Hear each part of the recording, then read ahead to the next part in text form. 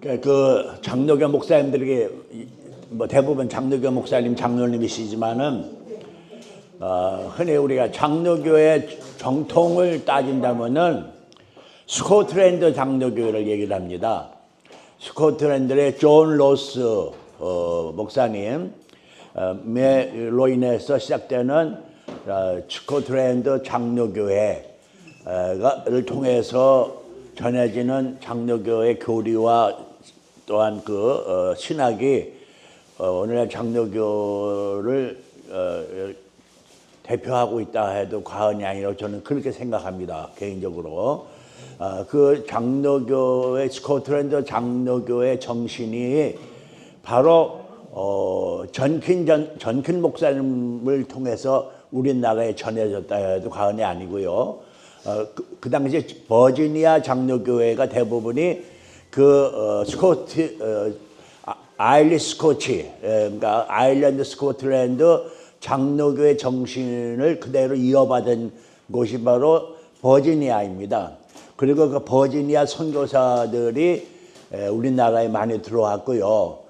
바로 레이놀즈 선교사가 전주에서 선교 활동을 하다가 평양신학교의 조지신학 교수를 합니다. 오랫동안 평양신학교 조지신학 교수를 하면서 바로 오늘 한국 정로교의 정통신학을 정립하신 분이라고 그렇게 알려져 있습니다. 바로 그 레이놀즈 선교사와 함께 유니언 신학교를 졸업한 전킨이 또한 이 남장로교 선교사 군산에 와서 활동했다고 하는 그것이 바로 장로교에서 역사를 볼 때는 상당히 중요한 위치라고 생각이 됩니다. 그러니까 이 호남 장로교의 역사가 나는 평양 장로교보다도 더 정통이 아닌가, 저는 그렇게 비장로교인으로서 그런 생각을 가집니다. 아일리시 스코치 그 정신을 이어받아서 바로 스코틀랜드 아일랜드 그런 장로교회가 버지니아에 정착을 하면서 그 할아버지가 전킨 텐트라는 걸 세워가지고 장로교 커버랜드 장로교를 시작을 하게 됩니다. 그 커버랜드 장로교회가 지금도 미국에서는 아주 가장 극보수로 지금 알려져 있습니다. 그 커버랜드 장로교회는요, 찬송가를 안 불러요. 예, 거기는 시편 찬송만 불러, 시편 찬송. 그리고 악기도 안 해요. 커버랜드 장로교회가. 지금도 커버랜드 장로교회가 상당히 있습니다, 미국에. 근데 이제 그 커버랜드 장로교회가 미국 연합 장로교회와 합쳤다가 다시 갈라지고, 합쳤다가 갈라지고 하는 역사를 몇 번 반복하고 지금 따로 커버랜드 장로교회가 따로 있는데 그 커버랜드 장로교회를 처음 시작한 사람이 바로 이 전킨의 고조부 할아버지라고 할 수 있어요. 자기 집에서 처음 교회를 열고 처음 거기서 성찬식을 했고 처음 세례식을 미국에서 처음 세례식을 하고 그런 데고, 그래서 지금도 그 명소가 돼가지고 그 집을 보존하는 운동을 하고 있다는 걸 지난번에 말씀을 드렸습니다. 이 말씀을 제가 드리는 것은 다른 게 아니라 전킨의 그 신학적 정통이 바로 그런 보수적이고 정통적인 신앙을 이어받았다라고 하는 것을 강조하기 위해서 제가 말씀을 드리는 겁니다.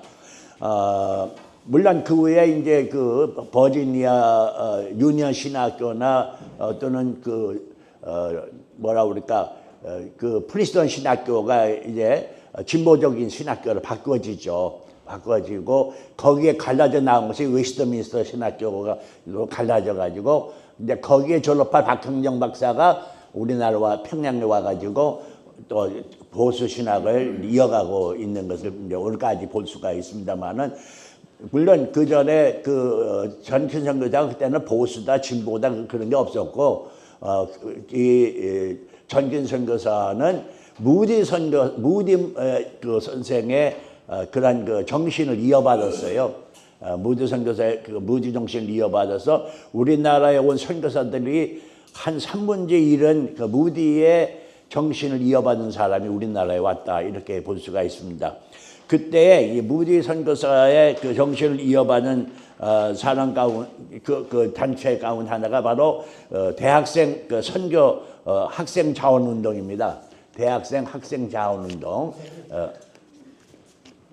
갔습니까 이제? 저희가 이번 가는데 미안해요. 책들을 안 가져오신가 봐.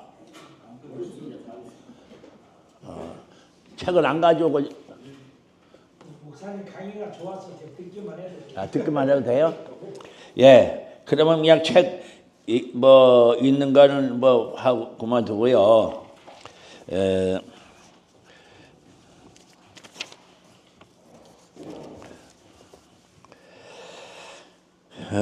우리 책 가져오신 분은 좀 틀린 거 교정 좀 하려고 그래요. 73쪽에 보면은 책에 73쪽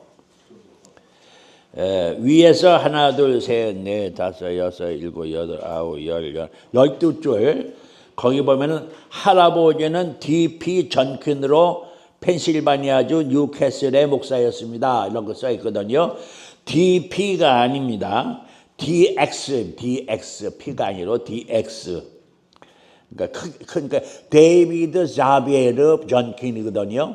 데이비드 자비에르가 XAVIAER.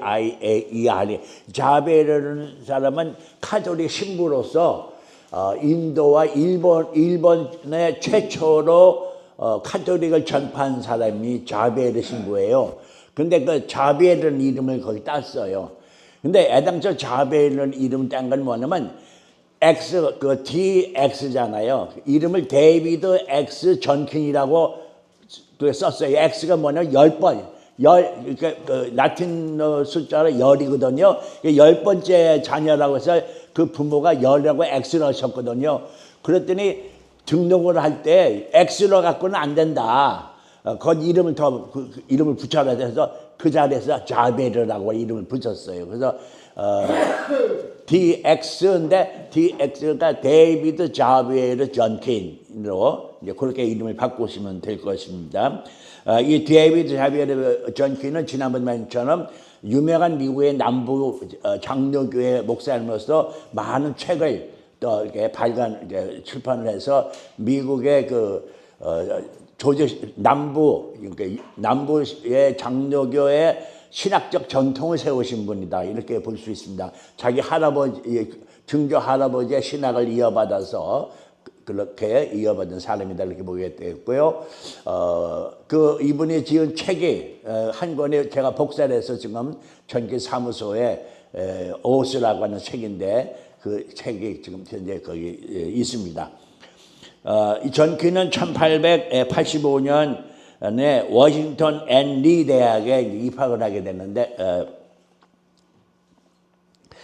워싱턴 앤 리 대학은 워싱턴 대통령이 자금을 내 가지고 세운 대학교입니다. 그래서 처음에는 워싱턴 대학이었어요. 워싱턴 대학. 그런데 남북 전쟁 이후에 남북 전쟁 때에 남부의 최고 사령관 리 장군이 이 대학의 총장이 됩니다. 총장이 되면서 또 자기 자금도 내고 이래가니까 그때 앤 리라는 말을 붙여가지고 그 워싱턴 앤 리 대학교가 되었다고 볼 수가 있습니다. 그 앤 리 대학의 영문과에 들어가서 공부를 하게 됩니다. 그 워싱턴 앤 리 대학에서 이 워싱턴 앤 리 대학은요. 역시 그 미국의 남부 그 아이비라고 그러죠. 그 최고의 1% 대학교, 1% 대학교 안에 들어가는 명문 대학입니다. 이 대학교가. 그래서 이 대학교에서는 대통령도 나오고 노벨 수상자도 여러 사람이 나왔다고 하는 말을 듣습니다. 그리고 전킨의 작은 할아버지, 전킨 선교사의 작은 할아버지가 이 대학교의 총장을 역임을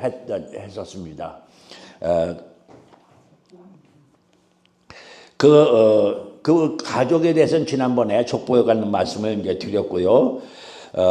그가 이제 거기를 졸업을 하고 1889년에 버지니아 유니언 신학교에 들어갑니다. 이 버지니아 유니언 신학교는 원래가 워싱턴 앤 리 대학 안에 신학부가 있었습니다.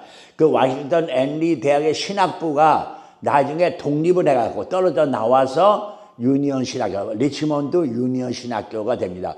그러니까 유니언 신학교가 두 군데가 있어요. 뉴욕 유니언 신학교가 있고 리치몬드 유니언 신학교가 있습니다. 뉴욕 유니언 신학교는 북장로교의 쪽의 유니언 신학교고 리치몬드 유니언 신학교는 남장로교의 유니언 신학교입니다. 이 남장로교 유니언 신학교에는 우리나라의 신학자들이 많이 나오고 있습니다. 예를 들면 한철아 박사, 그 아세아나 신학대학을 세우시고 거기에 총장을 하신 한철아 박사가 바로 거기 있고 장신대학교 총장들이 한 5명 이상이 그 유니언 신학교를 이제 졸업하셨습니다. 현재 아마 현재 총장도 아마 유니언 신학교를 졸업한 것으로 제가 알고 있습니다. 또 그러니까 김은영 총장이라든가 또는 김인수 박사라든가 또 김인전 목사의 김인전 우리 잘 아는 독립운동가로서 서문교회 서문박교회 목사였던 김인전 목사님의 사촌 동생이 김홍전 목사인데 그 사촌 동생도 유니언 신학교를 졸업을 했습니다. 그렇게 유니언 신학교가 상당히 명문 학교인데 이제 이 유니언 신학교를 졸업한 졸업생들이 또 대부분이 우리 전라도에 많이 와 있습니다. 우리 서 목사님이 가서 유니언 신학교를 방문해가지고 아주 많은 대접을 받았다고 그래요. 거기. 그런데 유니언 신학교의 그 정문 앞에 큰 동판으로 이름을 새겼는데 양쪽에 붙어 있답니다. 한쪽에는 2차 세계대전 때 전사한 유니언 신학교 동창들 이름이 거기에 동판에 쫙 새겨져 있고 한편에는 6.25 전쟁 때 참전했던 유니언 신학교 학생들 명단이 거기에 쫙 새겨져 갖고 정문 앞에 그 동판이 새겨져 있다는 거예요. 그래서 저는 그걸 보면서 우리가 모를 때는 할 수 없지만 이거 우리나라 정부에도 알리고 해서 좀 이렇게 관계를 좀 갖는 것이 어떻겠는가 하는 생각을 가져요. 예, 그리고 유니언 신학교하고 예를 들면 이제 우리 군산이나 또는 우리 또는 그 리치몬드 시하고 우리 군산 시하고 이렇게 자매교류를 맺는다든가 어떤 그런 관계를 맺어서 좀 그거를 기념하는 일이 좀 있었으면 좋겠다 하는 그런 생각도 이제 가져보고 그런 얘기를 좀 또 관계에다가 얘기한 적이 있습니다. 남장로교 목회자를 이제 배출하는 신학교가 3군데가 있어요. 유니언 신학교하고 콜롬비아 신학교하고 켄터키에 있는 루이빌 신학교가 있습니다. 많은 우리나라에 온 선교사들이 이 세 신학교, 유니언 신학, 콜롬비아 신학 또는 루이빌 신학교를 졸업하신 이제 분들이 있다라고 말할 수 있겠고요. 아까 말한 전킨 선교사, 레이놀드 선교사 또는 유진벨 선교사 그리고 해리슨 선교사, 오웬 선교사, 불 선교사 이런 분들 다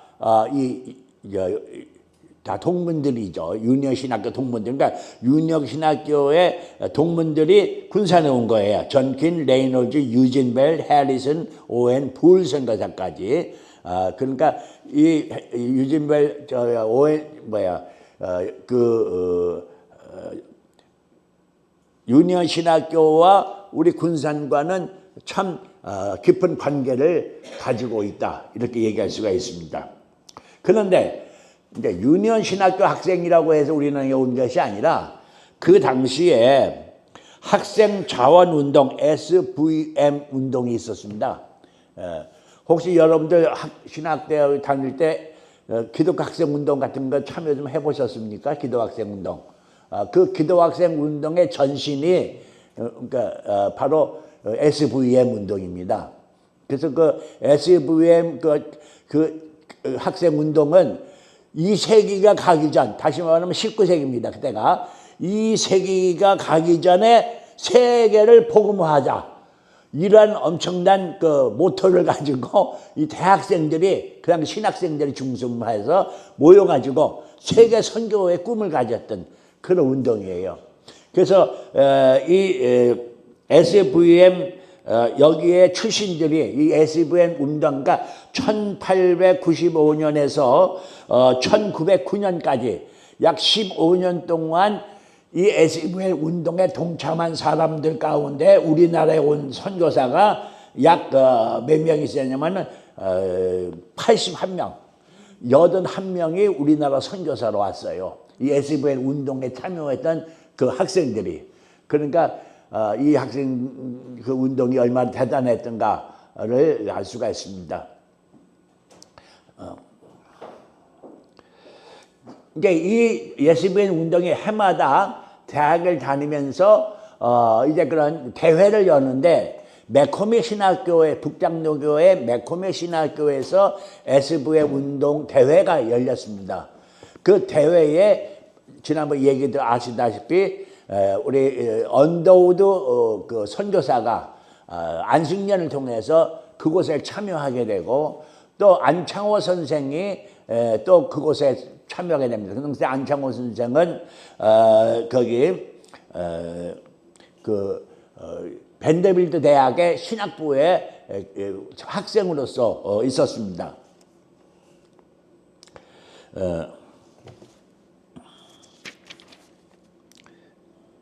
안창호가 아니라 윤치호예요. 안창호는 나중에 윤치호 선생이 이제 그렇게 참여하게 됩니다. 거기서 그 안창호 언더우드 선교사와 윤치호 선생이 참여해가지고 조선이 여러분들을 부른다. 이때까지 조선은 문호가 닫혀 있었지만은 이제 황제가 문호를 열어서 여러분들이 얼마든지 갈 수가 있다. 그러니까 조선으로 가라라고 하는 말을 이제 한다. 윤치호 선생도 마찬가지로 그런 연설을 하고요. 바로 그 자리에 테이트하는 학생과 그 다음에 존슨이라는 학생과 레이놀즈 학생이 거기에 동참하게 됩니다. 거기 참여하고 그 영향을 이제 거기 감동을 받아요.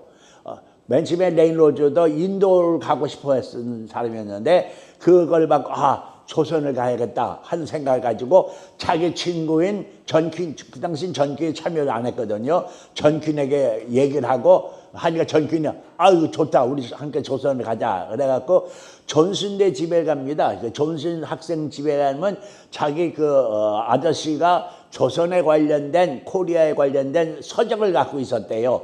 그래서 그걸 보고서 더 꿈을 키워가지고 이제 테이트 선교사가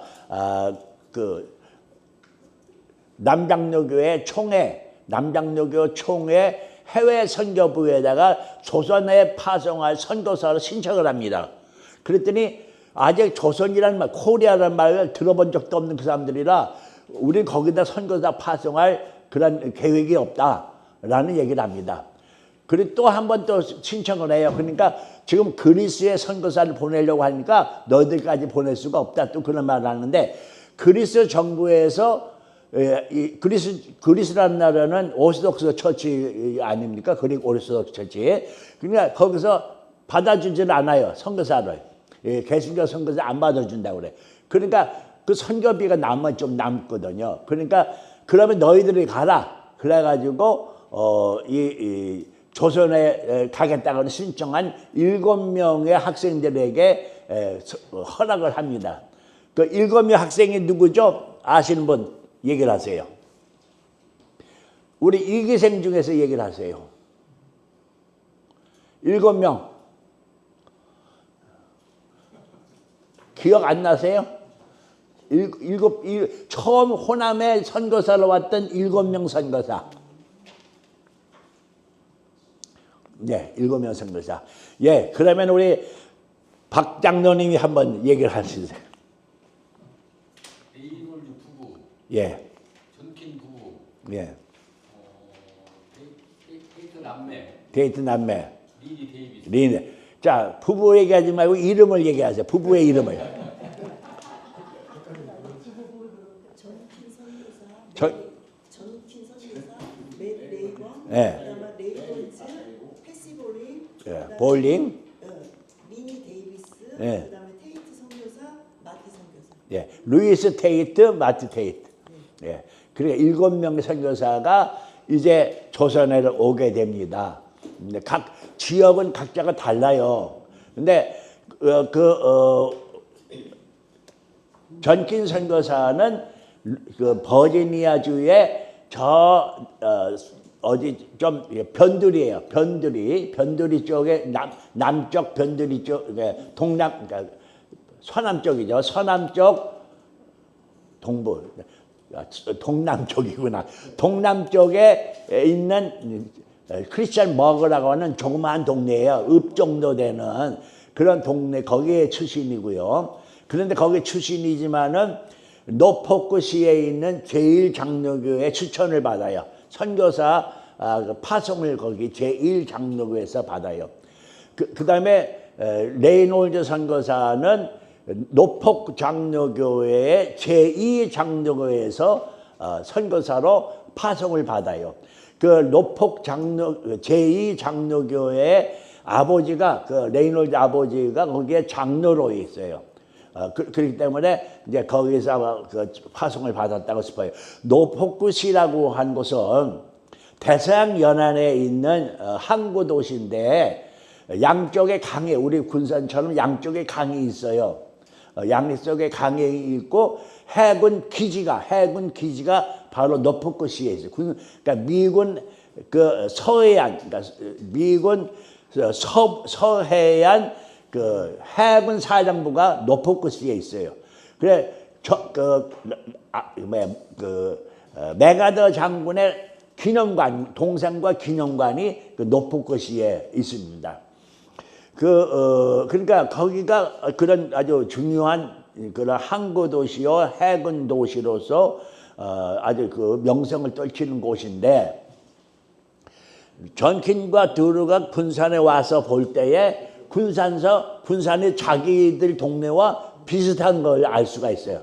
여기도 강에 둘이 있고 바닷가가 있고 해군 기지가 있고 자기의 그 고향과 같은 그 느낌을 여기서 받았다 이렇게 이제 생각을 해볼 수 있습니다. 그리고 이제 각자가 각 처에서 모여가지고 세인트루이스라는 곳에 모여서 세인트루이스는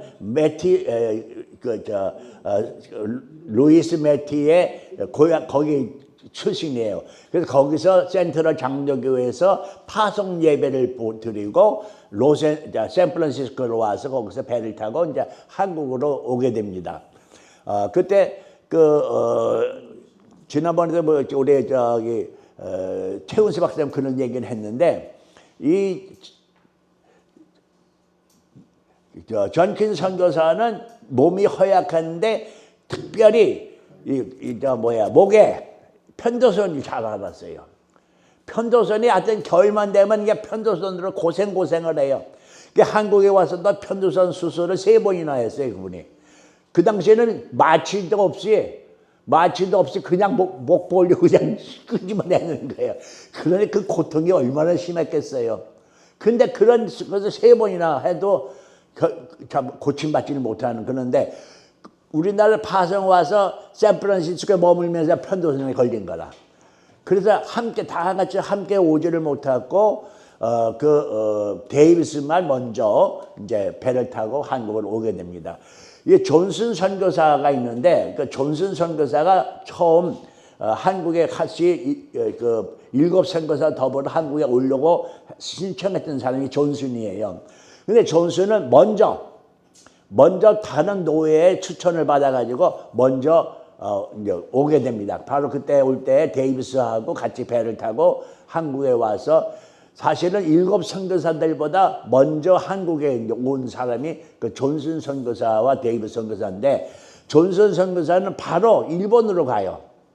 그래서 일본서 주로 활동을 합니다. 나중에 일본의 신학교 교수가 되고요. 그렇기 때문에 우리가 한국 선교사 7선교사로서는 그게 인정을 하지 않고 있습니다. 우리나라의 레이놀즈와 전킨 동부인과 그다음에 루이스 테이트 또 매티 테이트가 함께 이제 일본에 와서 일본에서 이수종이를 만납니다. 그 이수종한테 한국말을 배워요. 한국 언어를 그러니까 약간의 언어를 거기서 배웁니다. 그러니까 예를 들면 인사 정도 한다거나 뭐 약간의 필요한 그 한국어를 배우고 이수종이가 만든 마가복음 그 마가복음을 이제 가지고 옵니다. 물론 그 전에 아펜셀러나 언더우드가 그렇게 했지만은 그런데 그러한 과정 속에서 한국에 이제 와서 이제 오게 됐는데 그 전에 데이비드 선교사가 10월 17일 날 제물포에 도착해 가지고 서울로 오게 됐는데 서울에 도착할 때 보니까 문이 닫힌 거라 남대문이 닫히니까 다음날 아침 6시까지 기다려야 돼요. 근데 한시가 여삼처럼 빨리 들어가고 싶은데 여기 바깥에서 하룻밤을 지낸다는 게 여기 가깝해서 안 되겠어. 그래서 거기 같이 간 선교사에게 은혜해갖고 밧줄을 남대문 옆에 있는 성벽에다가 걸어가지고 밧줄을 타고 넘어갑니다. 그 당시 처녀 선교사가 그러니까 대단한 열정 아닙니까? 그걸 밧줄을 타고 넘어가서 서울을 임명하는데 그때 이제 책에는 뭐라 했냐면은 바로 바울이 어디서 밧줄 타고 내려오죠? 다메섹이든가 그게?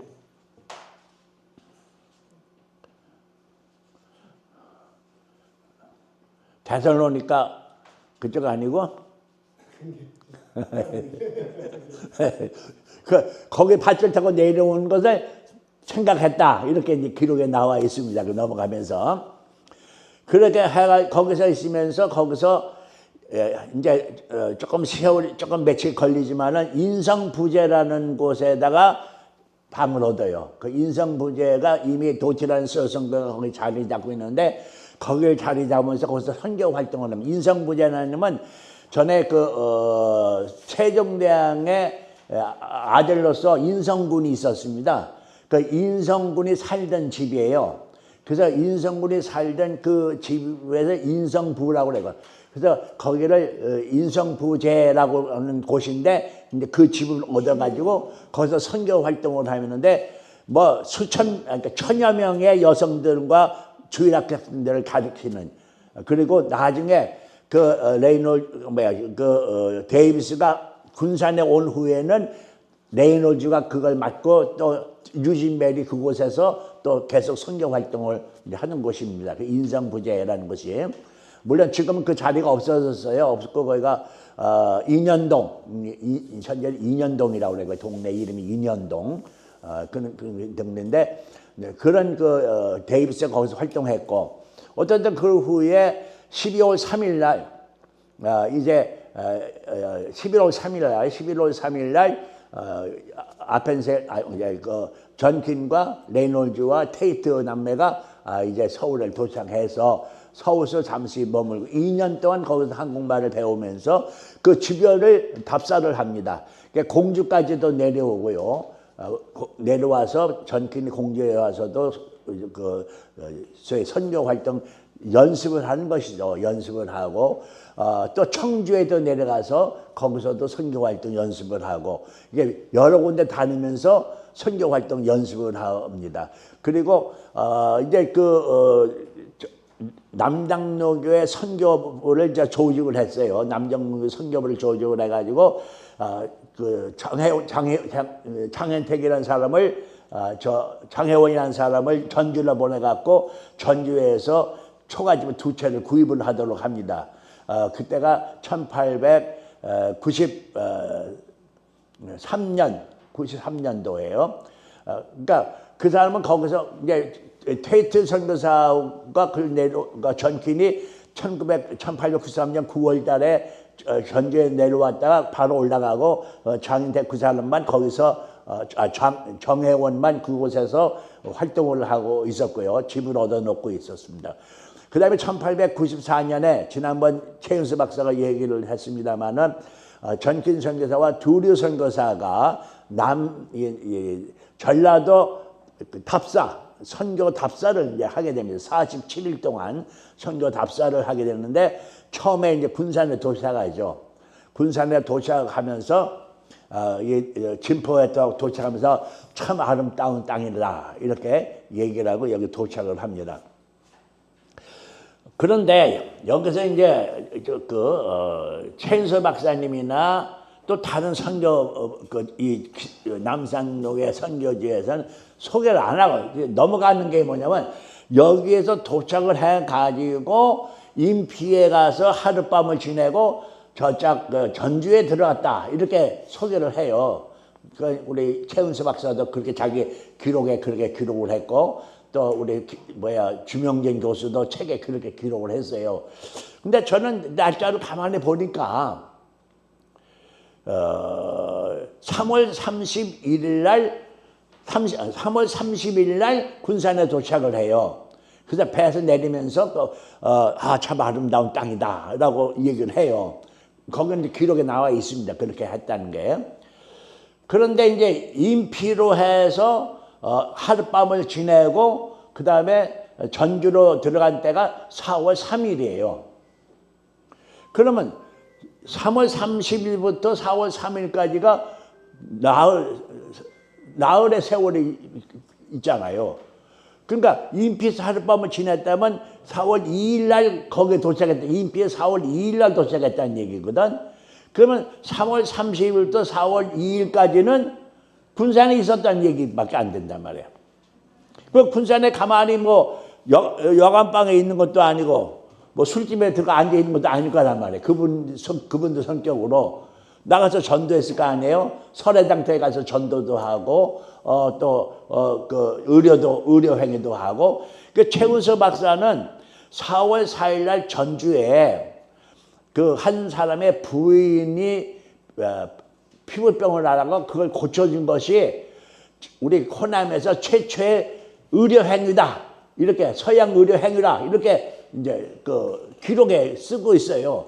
근데 저는 생각하기를 그 전에 그러면 군산에서 가면 의료 행위를 안 했을까? 아무것도 고치지 않았을까 생각할 때 난 그걸 했다고 생각을 해요.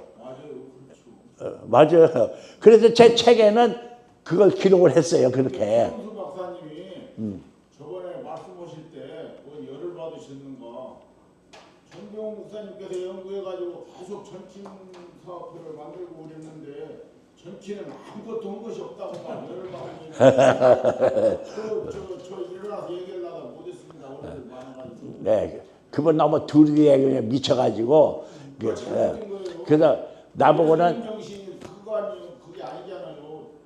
아무 일을 안 했더라도 그분 이름을 높여주고 그래야지. 그래서 제가 거기에 대해서는 해명감 좀 이렇게 거기에 대해 반대 의견을 좀 냈었습니다. 따로 사석에서. 성경에 네, 보면 예.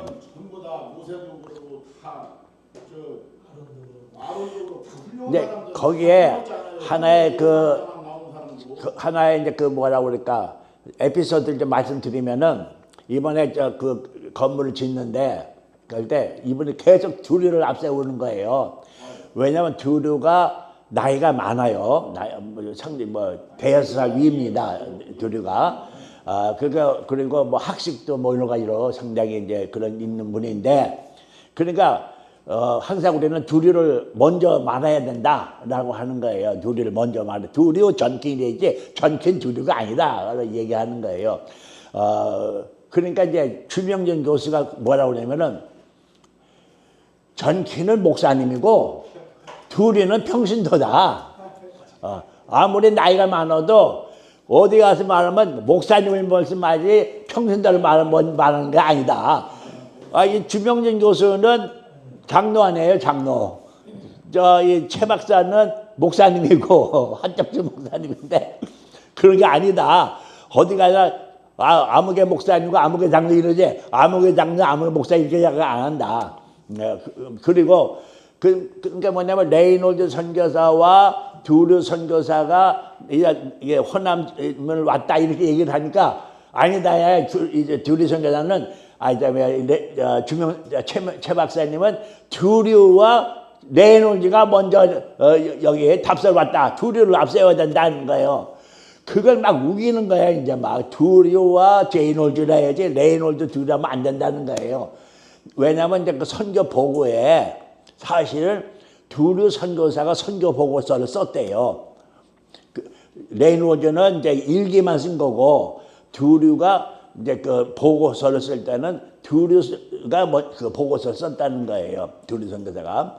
그러니까 두류를 먼저 써야 된다. 그래서 그거 아까 서로 이제 논쟁이 있었다가 나중에 그러면 이 호남 선교할 때만 호남 선교 답사할 때만 두류 레이놀드를 하고 나머지 기록할 때는 다 레이놀드 두류 전킨 두류를 쓰자 이렇게 그렇게 합의를 봤어요. 그렇게. 그거 있잖아요. 아무리 학자들이라도 저번에 그 한 번 오신 백 목사님. 예, 백종근 목사님. 예, 그 목사님도 전체는 아무것도 아니라고 이렇게 얘기를 하시면서 네.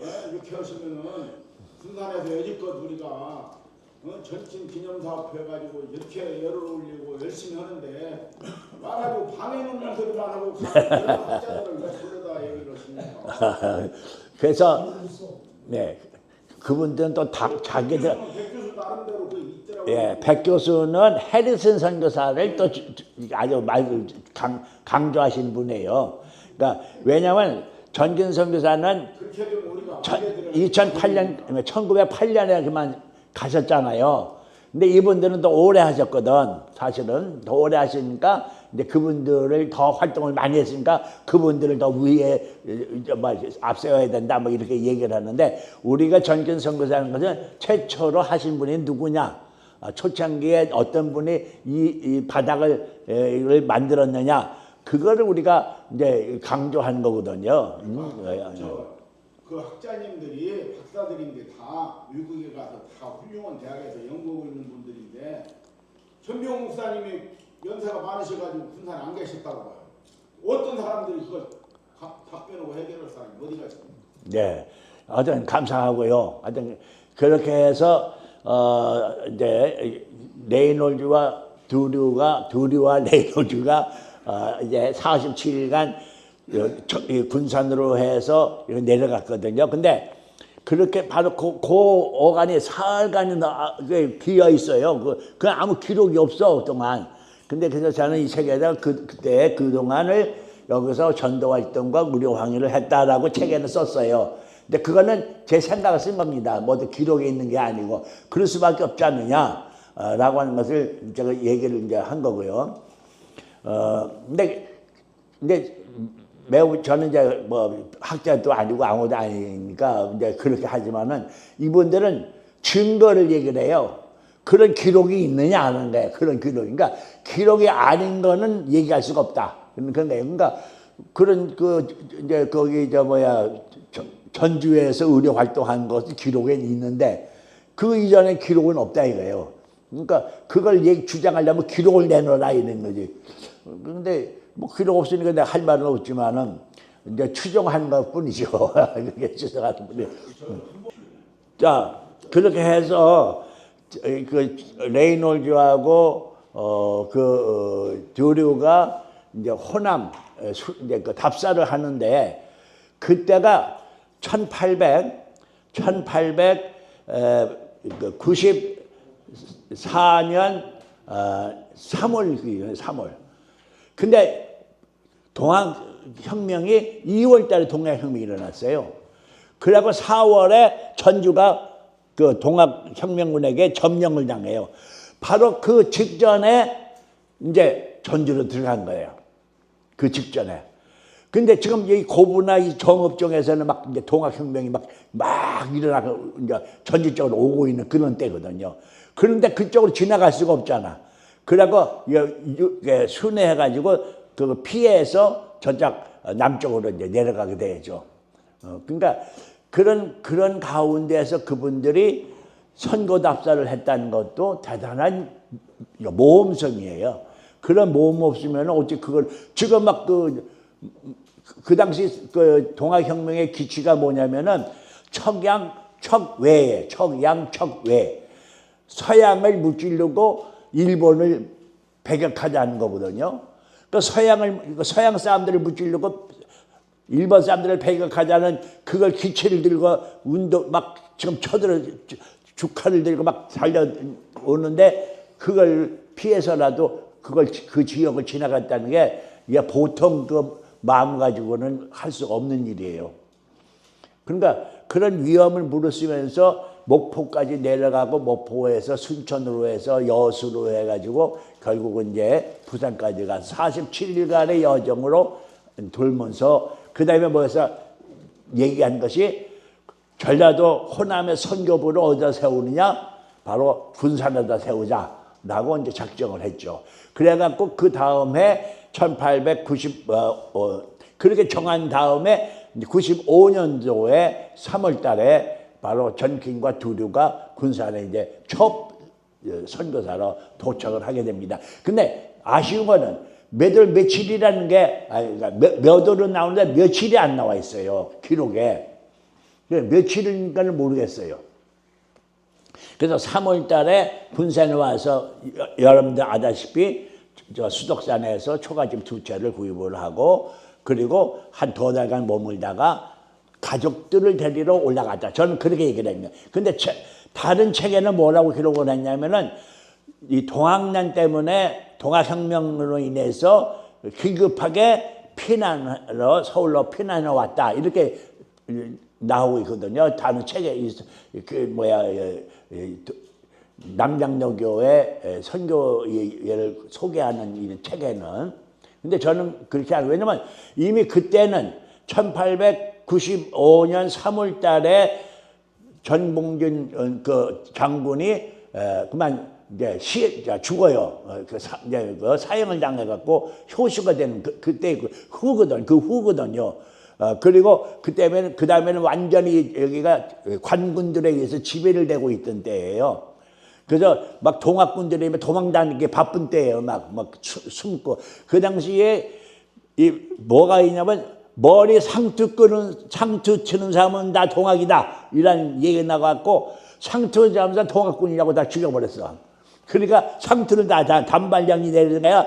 그렇게 하고 다 기독교인이 되는 거야, 나중에는. 근데 이제 그러니까 이 동학에 피난 온 것이 아니라 가족들을 데리러 서울에 왔는데 두 가지 사건이 일어나요. 하나의 사건은 청일전쟁이 일어나고 두 번째 사건은 바로 콜레라가 이렇게 퍼져나갑니다. 콜레라가 나가니까 서대문 밖에 진료소를 마련해가지고 두리와 전킨이 거기서 콜레라를 이제 그 환자들을 돌보는 진료 활동을 합니다.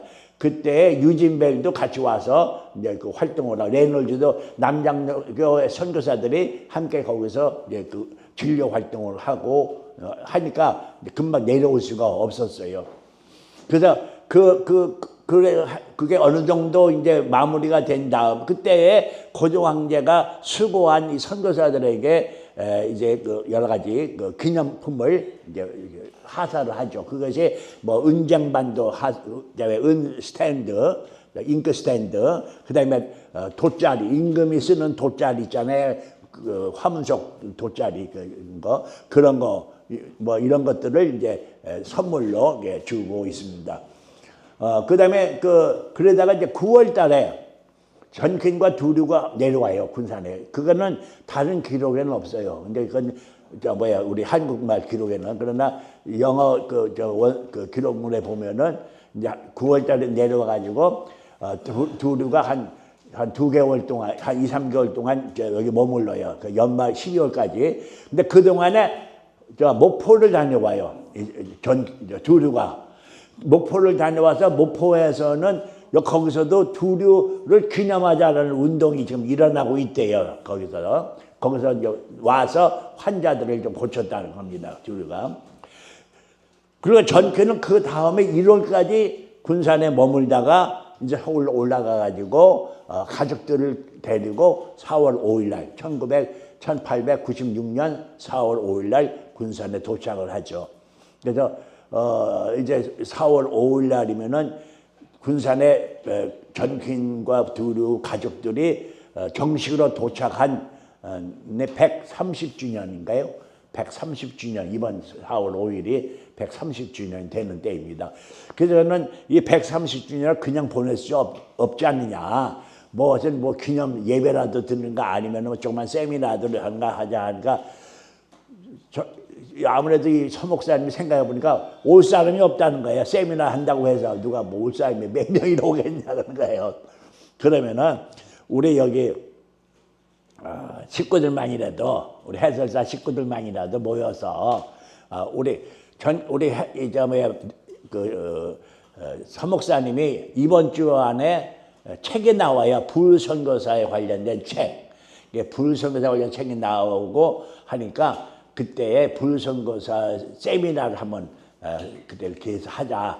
근데 4월 5일 날이 뭐 토요일인가 그러니까 우리 4월 첫 번 우리 모임 때 그날을 기념하는 모임으로 모여가지고 우리 중동교회에서 모여서 그 세미나를 함께 기념하는 의미로 합사해서 그렇게 하자고 지금 서목사님하고 얘기 중에 있습니다. 아직 확정은 안 된 거야. 이제 김대우 장로님이 이제 광고를 하면은 이제 그렇게 확정이 되겠습니다. 어쨌든 그 4월 5일 날 그렇게 내려오게 됩니다. 내려올 때에 너무 고생을 좀 많이 이제 하고 내려오죠. 그러니까 처음 내려올 때는 며칠 걸렸다고 그랬죠? 우리 저기 7일. 왜 그렇게 걸렸어요? 환경이 안 좋으니까 그렇지. 예, 풍랑이 일어가지고 얼마나 하루만 올 거리를 갔다가 그렇게 오래 걸려가지고 내려왔는데 이제 가족들하고 내려올 때는요 또 고생이 말이 아니에요. 왜 고생이 많이 하냐면 일본 배를 빌렸었거든요. 일본 배를 빌렸는데 마침 떠나려고 하니까 고장이 난 거라. 그래가지고 상판 조그만 고깃배를 빌려갖고 오는데 그 고깃배 안에 그 고기 집어넣는 통 있잖아요. 그 안에. 근데 거기서 머물고 오는데 죽을 지경으로 온 거야. 짐도 거기 들어가 있지. 사람이 그러니까 전킨 네 분하고 자식이 있죠. 또 저쪽 둘은 내외하고 또 자식 있죠. 또 같이 오는 또 장인택이 있죠. 또 무슨 거기 좀 일할 수 있는 또 여자분도 있죠. 뭐 이래가지고 그냥 그래서 닭장 속에 닭장. 고생을 하면서 내려왔다고 그래요. 맞아서. 근데 9월 그 전에 1895년 4월에 이제 집을 얻어놨잖아요. 50불 주고 집 두 채를 얻어놨다면 수덕산 거기에 얻어놨는데 그해 9월 달에 와 보니까 집이 완전히 뭐라고 그럴까 못 쓰게 돼버리고 망가졌어요. 집이 막 태풍이 불어가지고 막 이게 다 하늘이 하늘에 떨어지고 마당에 막 물천지가 되고 창호지가 날아가고 도저히 사람 살 곳이 못 돼갖고 윤치호 선생한테 긴급 전보를 쳤어. 저 방 좀 얻어달라고. 그러니까 윤치호 선생의 방을 얻어준 것이 조금 아래예요.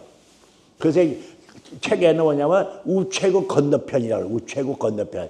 그러니까 그 후에 이제 일본 사람들이 머무를 때 일본인 사람들 우체국이 있었거든요. 그 우체국 건너편에 이제 얻었다. 그래갖고 그 관장이 그거를 이제 지난번에 설명 한번 해줬죠. 그 집을 집터와 그때 모습을 그때의 우물이 지금도 거기 있다. 이렇게 집터를 알려줬는데 거기를 우리가 한번 갔으면 좋겠는데 그 시간이 없어서 내가 몇 번 얘기를 했는데. 관장님이 그렇게 하자 놓고 그다음에 못하고 말았는데 뭐 언젠가 그 집터를 한번 직접 찾아가 봐야 되겠다 싶어요. 그 집터를. 아니 그러니까 그 집은 이제 그 후에 거기가 그게 이제 뭐 헐어져 버린 그런 상황이었고요. 나중에 집 두 채를 다시 했는데 그것도 그 근방이에요. 그 근방. 그러니까 그보다 조금 아래. 그전보다 조금 아래쪽인데 근데 그게 그 우리가 산 중턱이라고 얘기를 하잖아요. 근데 물이 들어올 때는 그러니까 물이 이제 그 썰물이 들어올 때는 마당에 뻘이 이렇게 들어왔다 보니까 뻘이 들어왔을 정도라면은 그 높은 자리 아니잖아요. 거기가 조금 지대는 높다 할지라도 그게 높은 자리는 아닌 것 같다 싶어요. 있었던 곳은. 그러니까 처음 우리 사진 나오는 처음 사진은 그 중턱에 근데 그 집이 그 집은 아니에요. 사진에 나온 집이 그 집은 아니에요. 거기쯤 있을 거다라는 추측은 하는 거죠. 그러나 이제 그 후에는 조금 아래쪽이라고 생각이 돼요.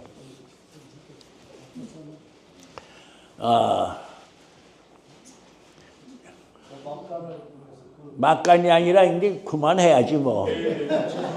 11시 되면 끝납시다. 우리. 사람들 이름으로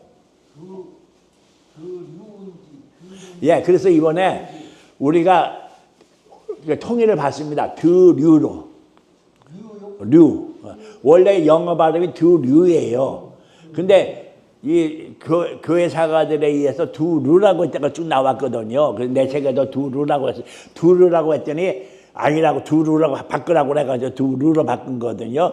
근데 영어 발음 이제 이건 최은수 박사가 이제 그 고증을 한 거예요. 영어 이거는 두류다. 그래서 우리 박물관에서는 두류로 모든 걸 통일하자 이렇게 했습니다. 그 유로 하면 좀더 무식한 것 같고 그 유로 하면 좀 무식한 것 같고 있죠. 발음상 좀 무식한. 한국말로 하면 두루가 더 좋고. 예.